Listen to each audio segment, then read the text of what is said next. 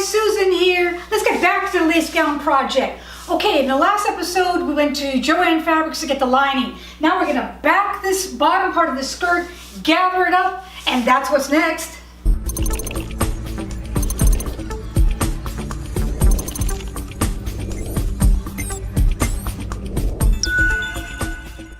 Just to show you this, I put the Bemberg lining on this side of the dress form with the lace going on top, and I put the stretch woven on this side with the lace going up. The Bemberg is actually the right color black, but I'm really set on putting the stretch woven lining up here to give it a little bit more give and flexibility. So I'm going to go with the stretch woven lining, and let's see what's going to happen. I hope it's not going to be a mistake. So now we're going to go on the flat, guys. That's what's next. We're going to get the measurements so that we can get this lining done. Let's do it. Okay, here I am on the floor again, bringing back memories of my beginning of my career, where I had no choice but to go on the floor with some of my gowns. Anyway, so here are all 4 of the sections that we had cut at Joann Fabrics. And because this is 45 inches wide, it's going to be a little bit of a different task. And this is what I'm talking about. So I have this folded in half, that's the center front. We want, you know, the halfway point or the side seam to be somewhere around here. But I'm going to judge that by this piece because I don't want a seam on the center front. So I'm going to take one of these panels and just put it there on the center front, mesh it up to the center front, and I'm going to see, and I want about 1 inch of allowance on the edge here because of, just want to make it more accommodating for people. So I'm going to go back 1 inch, and if I measure, I have about 29 inches here, and then from there I have another 29, so that's perfect. So we're going to use this as the side seam marking. But before I do that, even though this is folded in half and pressed, I'm going to do that thread marking that we did earlier on the other one. I got my thicker thread. It's already threaded and waxed. I'm going to do that thread marking so that when I press this fabric, I'll have a center front to go by.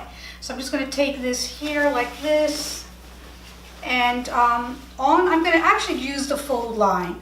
And I'm just going to go ahead and put my stitch, stitch, and then pull line like we did before, right? I'm just going to go ahead and do that on here, which is going to be just stitch, stitch, 2 small stitches, like that, and then a longer thread along the center of this lining piece, and we'll get right back to you. Stitch, stitch, and a long space, again stitch, stitch, and then a space. I'm going to do that all along this center front. Okay, here I'm back on the floor, did the thread marking in the center front, as you can see on this fabric. I'm going to put it here along the fold again, like that.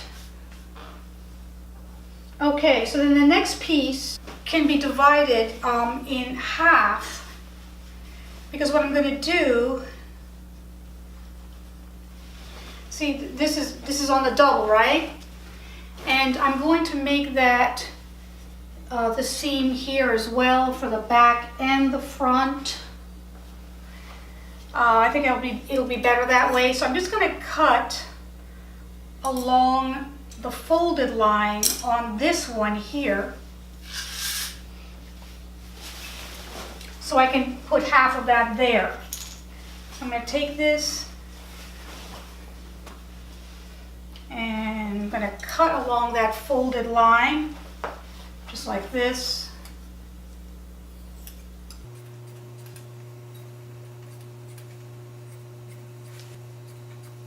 After I cut that, I'm going to then clean up this edge here because I don't want the salvage ever on a garment of mine. So I'm going to cut off that salvage. I'm on the table with the folded piece that I have. I want to get rid of this salvage, so I'm just going to take my L square to put a nice straight line there, and I'm just going to make a marking with my chalk all the way along there.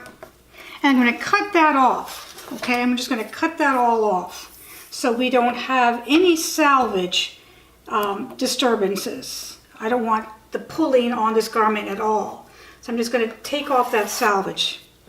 All right, so I take that off like that. And now I'm going to go ahead and cut. Get rid of that. I'm going to do the same thing, and I'm going to just cut off that salvage like that.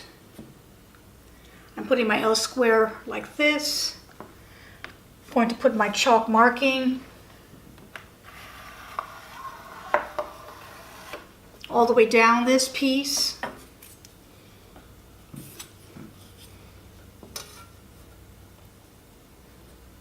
Like that, and on the other side as well.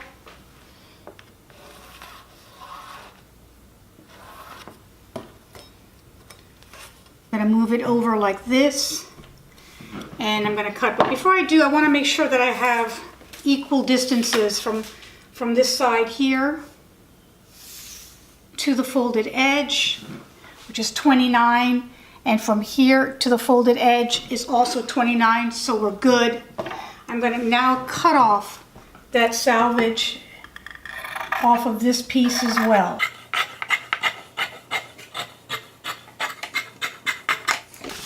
I'm going to do a French seam for the side seams here. I'm going to take one piece and we go wrong side first, fold it over and do right side. Let's do that now. Okay guys, so the sad truth of my 50-year-old Viking machine is just not doing it anymore, guys. I don't think it's going to do it even with a repair. So I didn't show you the sewing process of it, but I will explain the French seam to you. Hoping I can get something to quickly so that I can continue this vlog, because I really wanted, to the most part, actually create this gown completely by myself.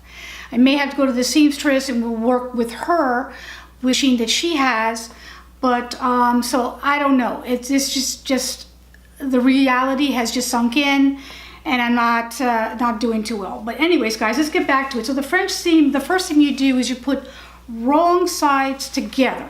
Let me show you, and that's what I did.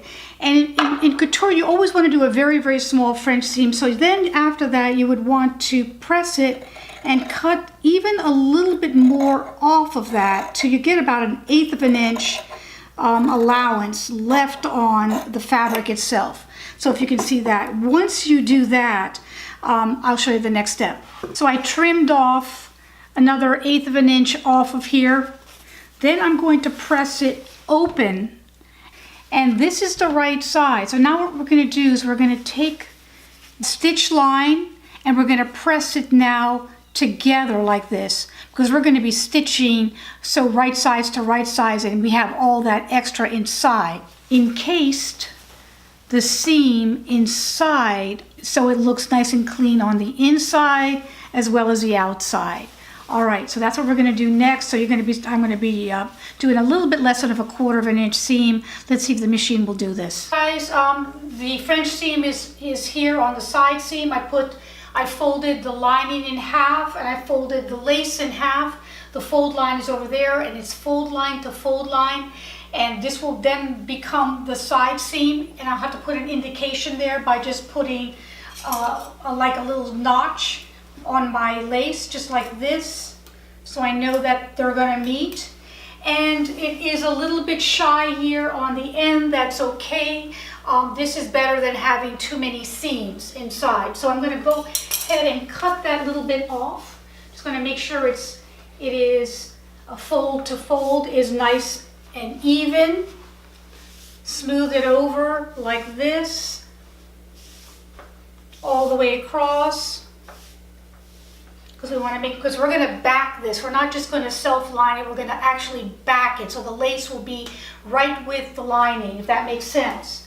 So then this piece over here, this extra piece on that side, will then have to be removed over here on this side. And I will do that as soon as I see that it's smooth. Let me just make sure it's smooth. I'm going to go ahead and cut this extra out here, like this.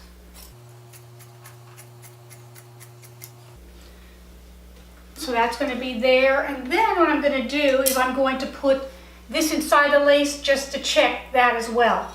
So there's some extra on the lining, so I'm going to be trimming that off right now so that it's even on both sides. The little bit that's here right now, just a little shy because this one is folded.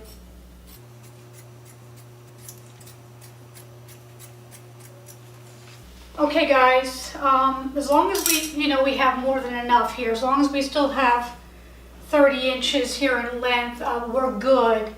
Okay, that's it for today guys. We're gonna stop there. Gonna be working on that sewing machine dilemma, and she wants to go out again. Anyways, so next week we will get to the gathering part of it. Anyway, thank you for watching. Give me a thumbs up if you like this video. Don't forget to subscribe. The SE on the right side of your screen is my subscription button. Share it. Watch it from the beginning. Watch my vlogs from the beginning. Let me know how I'm doing. I'll see you next week. Thank you. Bye-bye.